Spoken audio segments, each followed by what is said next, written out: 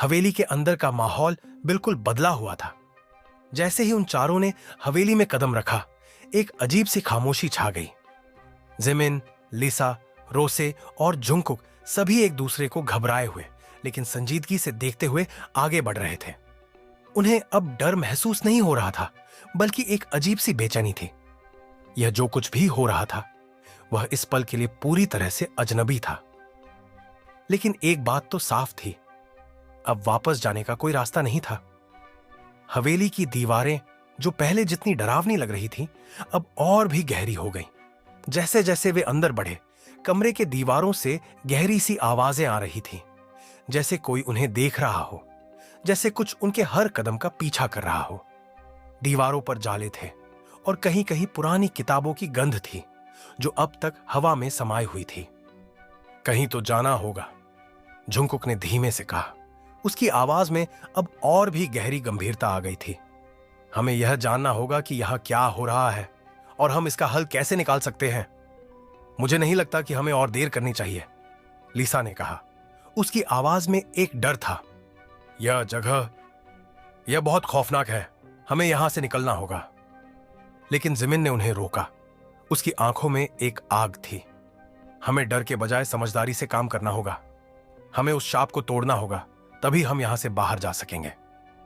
सबकी निगाहें उस पुरानी डायरी पर थीं जो उन्होंने कुछ देर पहले पाई थी। जिमिन ने उसे खोला और धीरे धीरे उस डायरी के पन्नों को पलटने लगा। उन पन्नों पर लिखी कहानी उन्हें सिहराती हुई महसूस हो रही थी।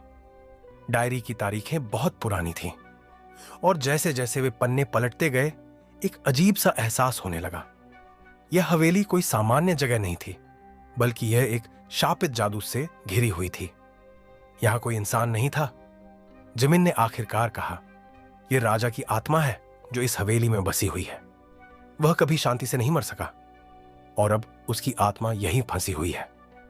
लिसा की आंखों में डर साफ नजर आ रहा था। तो वह राजा है जिसने हमें यह सब किया? उसने कांपते हुए पूछा। जी हां, जिमिन ने कहा। वह राजा अब इस हवेली में अपनी आत्मा के साथ बसा हुआ है।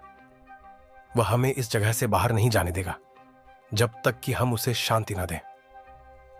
उसके शब्दों ने सभी के दिलों में खौफ की एक नई लहर पैदा कर दी। लेकिन हम उसे शांति कैसे देंगे? रोसे ने पूछा। उसकी आवाज में घबराहट थी। क्या हमें उसकी आत्मा से बात करनी होगी? हमें पहले उसका असली नाम जानना होगा, जिमिन ने कहा। अगर हम उसका असली नाम पता कर पाए तो हम उसकी आत्मा को शांति दे सकते हैं। यह सुनकर जुंगकुक ने कमरे के चारों ओर देखा। हमें उसके नाम के बारे में कहीं ना कहीं जानकारी मिल सकती है। अब वे सब मिलकर कमरे के अंदर खोजने लगे। धीरे धीरे हर कोने और दीवार को वे देखते गए। तभी लिसा ने देखा कि एक दीवार पर एक पुराना चित्र लटका हुआ था। चित्र में एक राजपूत राजा की तस्वीर थी जो घोड़े पर सवार था और उसके चेहरे पर अजीब सी ताजगी थी। उसकी आंखों में शोक और गुस्सा था, जैसे वह कोई बड़ा कष्ट झेल रहा हो। यह वही राजा था जो डायरी में लिखा था। यह वही राजा होगा, जिमिन ने कहा। हमें यही वह चित्र है जिसके बारे में बात की जा रही थी। लेकिन तभी उस चित्र से एक आवाज आई जो बिल्कुल अलग थी। वह आवाज धीमी लेकिन गहरी और खौफनाक थी। तुम लोग यहां क्यों आए हो? सबके दिल जोर जोर से धड़कने लगे। उनका शरीर ठंडा पड़ गया, जैसे शरीर में खून ही ना हो। साया फिर से सामने था, बिल्कुल उसी चित्र की तरह, लेकिन इस बार उसकी शक्ल और भी डरावनी हो गई थी। उसकी आंखों में लाल चमक थी और उसके चारों ओर आग की लपटें उठ रही थीं। तुमने जो किया वह गलत था। साया की आवाज गहरी हो गई। तुमने मेरी शांति को चुराया है और अब तुमसे बदला लूंगा। लिसा ने कांपते हुए कहा। हमने तुम्हारा शांति छीनने की कोशिश नहीं की, हम तो बस तुम्हारी मदद चाहते हैं। मदद? साया हंसा। तुम लोग नहीं समझ रहे हो। तुम सब मेरे जाल में फंसे हुए हो। अब तुम कभी नहीं जा पाओगे। लेकिन जिमिन ने हिम्मत जुटाई और कहा, तुमसे यह नहीं होगा। हम जान गए हैं कि हम तुम्हें शांति देंगे। हमें बस तुम्हारा असली नाम चाहिए। साया कुछ देर चुप रहा और फिर वह बोला, तुम समझ नहीं रहे हो।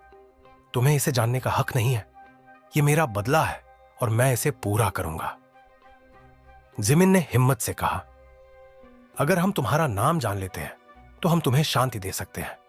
हम तुम्हारे बदले को खत्म करेंगे। कुछ देर बाद साया की आवाज कुछ कमजोर हुई, जैसे उसकी ताकत खत्म हो रही हो। मेरा नाम राघव है। जैसे ही उसने यह कहा, हवेली में एक अजीब सी चुप्पी छा गई। साया की शक्ति धीरे धीरे खत्म होने लगी। अब वह पहले जैसा नहीं रहा था। उसकी आंखों में अब घृणा की बजाय एक गहरी शांति थी। साया धीरे धीरे धुंधला होने लगा और हवेली के चारों ओर का डर भी कम होने लगा। हवेली की दीवारें अब उजली और साफ नजर आ रही थीं। वह सब कुछ जो पहले डरावना और काला लगता था, अब बिल्कुल अलग था। हवेली की पुरानी खामोशी अब शांति में बदल चुकी थी। साया की आवाज अब एक अंतिम बार सुनाई दी, तुमने मुझे शांति दी है। मैं अब मुक्त हूं। अब तुम जा सकते हो। और फिर वह पूरी तरह से गायब हो गया। हवेली का अंधेरा और डर खत्म हो चुका था। चारों दोस्तों ने राहत की सांस ली। उन्होंने एक दूसरे को देखा और फिर धीरे धीरे हवेली से बाहर निकलने लगे। जैसे ही वे गाड़ी में बैठकर बाहर निकले, हवेली के पास एक हल्की सी हवा चलने लगी। सब कुछ अब पहले जैसा था, शांति से भरा हुआ। उन्होंने एक दूसरे को देखा और मुस्कुराए। इस सफर ने उन्हें यह सिखा दिया था कि डर का सामना करना ही असली ताकत है। और इस हवेली का रहस्य अब हमेशा के लिए खत्म हो चुका था।